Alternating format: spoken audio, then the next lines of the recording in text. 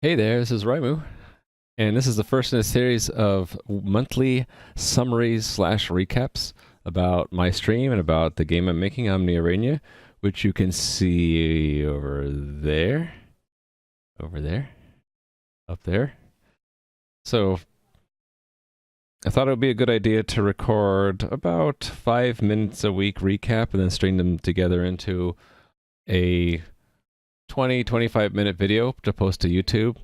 And I'm not streaming this because I have to do a whole lot of post-production to string together old footage, which I'm going to show you in a minute. So it's going to be about 4 or 5 minutes for each week, and voiceover. I'm muting the original audio, just talking about what I accomplished each week and what the game looked like at the end of each week.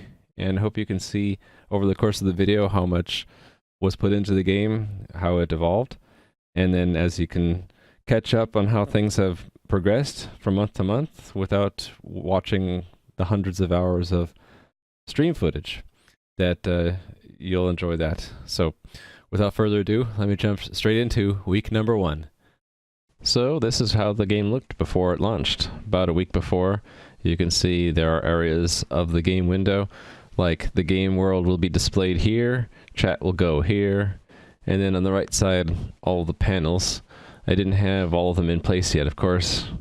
I had been working on different tools I wanted to use at the administration level, like game statistics generation, daily reports, that kind of thing.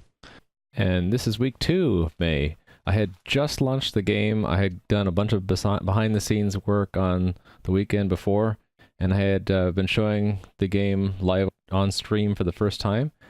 And wasn't much there in the login screen. There was just a button to log in or make a new account, and that's about it. So here I go creating my own account on the real game. So I believe I had been using a password manager, so I'm copy-pasting that from my password manager into the window. There I go. And here I am logged in for the first time. And I immediately go to test out the ticketing system. And I see that it's not broken. It's always a good sign. And there's where I got the glyph of the little X-Man to show up for the very first time. And I worked a little bit and got the size correct. And I had been looking up some phaser stuff before, and at this point, I had gotten the X-Man to move around with the cursor keys, which is a pretty cool thing. And then I deployed that into production and let everyone else who had created accounts walk around on screen too. It was a pretty cool moment. So this early in the game, there was no background of the game. It was all just the void of emptiness. You could log in. The nameplates weren't quite working. It showed people as unknown. So plenty of bugs. And every time you would refresh or log back in, you'd be recentered. It didn't track your position in the game persistently. And there I'm showing the mask unmask feature, which is for new players in the game. If they pick a bad word for their name, the moderator can negotiate with them to get them to change their name before it shows up to other players. Starting in week 3, I worked on allowing players to customize their character avatars. So here I am taking some old tiles from a previous work and putting them into Sprite and figuring out how to get the dimensions right and to clip them all, getting them set to import into the game. And here I am adding some more controls into the profile panel. I'm working on trying to get it to display right the different sprites you can pick from. Once I got that working, I got it so that you can pick a different sprite, but it wasn't showing up right away. You'd have to refresh to see your sprite change. And here I am having pushed it into production, and I'm waiting for other players to customize their avatars. I'm showing them on screen how you can do it. And SPJG is the first one to select a custom avatar. And here I am later working on the chat, which came next after the custom avatars.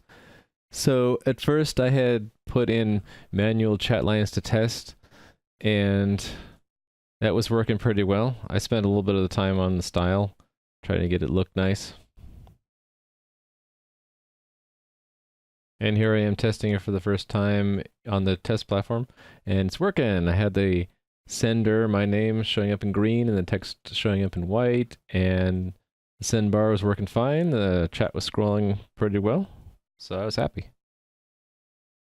And later I pushed it to production, and Steampunk Devil is the first to actually chat in-game with the big two-handed high fives. Or is that a wave? I'm not sure. I could see chat, woot, for the next two chat lines. And it didn't take long before viewers started playing around with the chat. We had a Doge in there.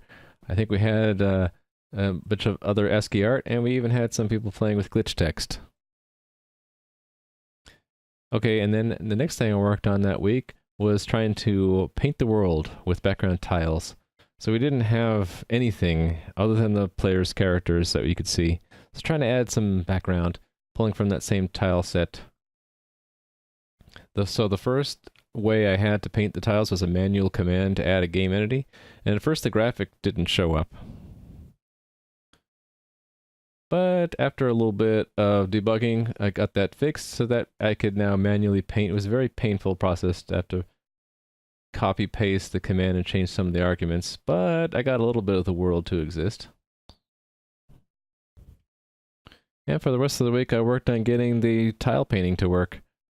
And that worked out pretty well. So I basically took the same UI work I had done for avatar selection and added a new tile set panel, put that tile selection in there, and made left click add an entity to the game with the background tile and right click to delete. It worked out really well. So for week 4, I had surprised players on Monday by having them log into a world that actually was painted. I had painted it over the weekend. It was just for show. You could still walk on water and you couldn't leave the little bounds of the red rectangle, but I quickly fixed that. I got it so that you show up at the same place you logged out from every time you log back in. And then I also expanded the bounds of the world by locking the camera onto the center as you move. And the first thing I did in the test environment is I painted the background. And you have to refresh it first, but I quickly fixed that so that it showed up even if you scroll. And pushed that into production. People had fun at first going outside the bounds of the world, but I did two things here. I started painting the world with a boundary with water, and then I also added the access flags and capabilities to characters so that they couldn't cross the water. And I finished up the week with adding mountains to my tile set. So this was a cool test where I could update the tile set to add a new tile at the end and prevent players from walking on water or crossing mountains. So I decorated the world a little bit with some extra boundary stuff.